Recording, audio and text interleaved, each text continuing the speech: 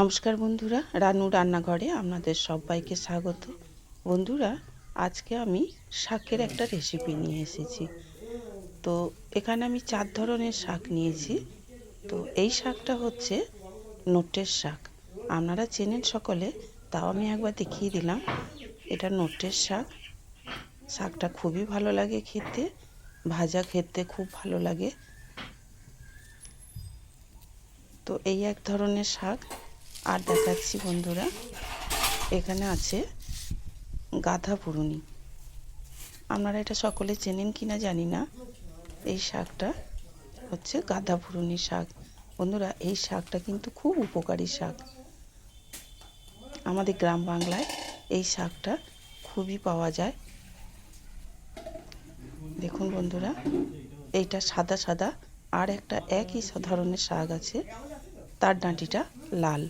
একই শাক, একটা সাদা ডাঁটি, একটা লাল ডাঁটি। এই হলো 2 ধরনের শাক। আর একটা শাক নিয়েছি বন্ধুরা, এখানে আছে সজনের শাক। এটা আমারই গাছ থেকে পেড়ে আনলাম এক্ষুনি, টাটকা শাক। এটা হচ্ছে সজনের শাক। সজনের শাকও যে কতটা উপকার সেটাও আপনারা সকলে জানেন। তো এখানে নিয়েছি সজনের শাক, আর এখানে নিয়েছি কলমির শাক। তো এই 4 ধরনের শাক দিয়ে আমি একসাথে রান্না করব। তো শাকগুলোকে সব ভালো করে বেছে নিয়ে আপনাদের দেখাচ্ছি বন্ধুরা।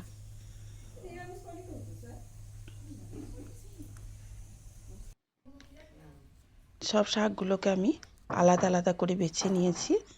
এখানে সজনের শাক আছে, এখানে আছে কলমির শাক, আর নিয়েছি গাঁদা পুরুনিটা, এই যে গাঁদা পুরুনিটা, আর আছে নোটের শাকটা। 4 রকম শাক আমি আলাদা আলাদা করে নিয়েছি, বেছে নিয়েছি। এইবার এই শাকগুলোকে আমি এক জায়গায় করে দেব। ভালো করে বেছে পোকামাকড় আছে কিনা দেখে পরিষ্কার করে আমি বেছে নিয়েছি। এবার এই শাকগুলোকে, সব শাকগুলোকে আমি এক জায়গায় করে দেব।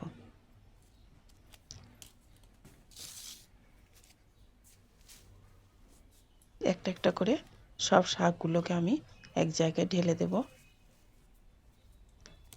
তো বন্ধুরা, এই শাকটা রান্না করে এতটা সুস্বাদু হয় খেতে, উপকার তো বটেই, আবার খুবই সুস্বাদু লাগে খেতে।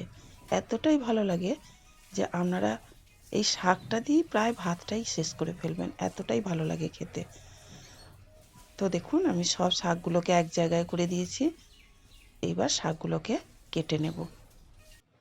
তো দেখুন, আমি শাকগুলোকে খুব সুন্দর করে কেটে ভালো করে ধুয়ে নিয়েছি। শাক বন্ধুরা অনেকটা জলের মধ্যে ধুবেন, কারণ অল্প জলের মধ্যে শাক ধুলে শাকের মধ্যে মাটি ময়লাগুলো যেতে চায় না, কিচকিচ করে। আর শাকের মধ্যে একটুখানি যদি মাটি থাকে, সে শাক খেতে একদম ভালো লাগে না। শাকগুলোকে অনেকটা জলের মধ্যে ফেলে তারপর ধোয়া হয়। এইবার আমি গ্যাসে কড়াই বসিয়ে দিয়ে দিলাম সর্ষের তেল, দিয়ে দিলাম অল্প একটু 5 ফোড়ন, দিয়ে দিলাম একটু কালো সর্ষে, দিয়ে দিলাম একটা শুকনো লঙ্কা ফাটিয়ে দিয়ে দিলাম, আর দিয়ে দেবো এর মধ্যে একটু থেতো করা রসুন, দিয়ে দিলাম। এবার রসুনটাকে একটু হালকা ভেজে নেব।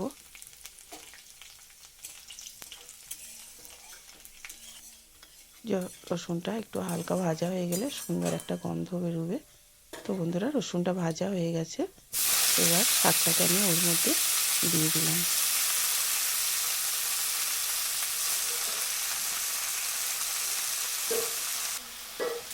শাকটাকে দিয়ে এখন আমি লবণটা দেবো না। শাকটাকে আস্তে আস্তে নাড়াচাড়া করব। করতে করতে দেখো শাকটা অনেকটা কমে যাবে।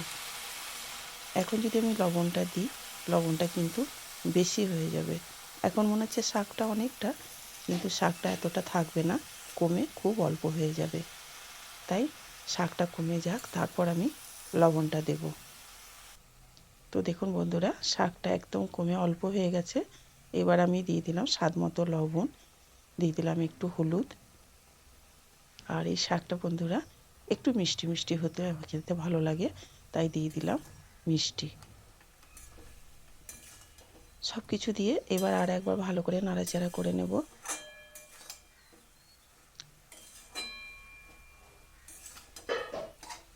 তো বন্ধুরা দেখুন, আর একবার আমি ভালো করে নাড়াচাড়া করে নিয়েছি সব কিছু দিয়ে। এইবার সামান্য একটু, খুবই অল্প জল দেবো, কারণ শাক থেকে জল বেরোবে। লবণ দিয়েছি, চিনি দিয়েছি, তাই খুব বেশি জল আমি দেব না, খুব সামান্য একটু জল দিলাম।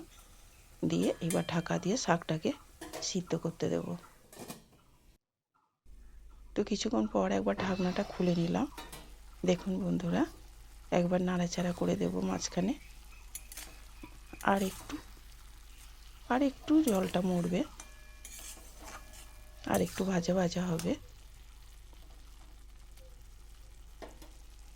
তাই আর একবার ঢাকনাটা দিয়ে দিলাম।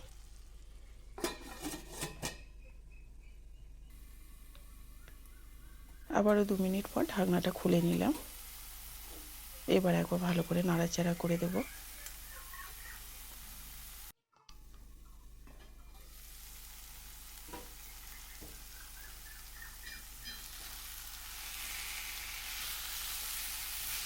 তো বন্ধুরা দেখুন, শাকটা একদম ভাজা ভাজা হয়ে গেছে, আর একটু জল নেই, এরকম শুকনো শুকনো রাখতে হবে। তো এতটা টেস্ট হয় বন্ধুরা এই শাকটা খেতে, কি বলবো। আমাদের তো ভীষণ ভালো লাগে, আপনাদের কেমন লাগে জানি না। ভালো লাগে কি না অবশ্যই আমাকে কমেন্টে জানাবেন। এবার আমি একটা প্লেটের মধ্যে শাকটাকে নিয়ে নিলাম। এই শাকটা দিয়ে পুরো ভাতটা খাওয়া হয়ে যাবে, এতটাই টেস্ট হয় খেতে বন্ধুরা। আবার রসুনের ফোড়ন দেওয়া আছে, তো একটা সুন্দর গন্ধ, টেস্টটাও খুব ভালো হয় খেতে। তো বন্ধুরা আপনারাও পারলে এইরকম 4 শাক একসাথে একবার বানিয়ে খেয়ে দেখবেন, দুর্দান্ত লাগে খেতে। ভালো লাগলে লাইক দিয়ে পাশে থাকবেন, প্রচুর প্রচুর শেয়ার করবেন। আর চ্যানেলে নতুন বন্ধু থাকলে অবশ্যই চ্যানেলটিকে সাবস্ক্রাইব করে দেবেন। তাহলে বন্ধুরা আজকে রাখলাম, আবার আসবো অন্য কোনো দিন আপনাদের সামনে অন্য কোনো রেসিপি নিয়ে। ভালো থাকবেন, সুস্থ থাকবেন, নমস্কার।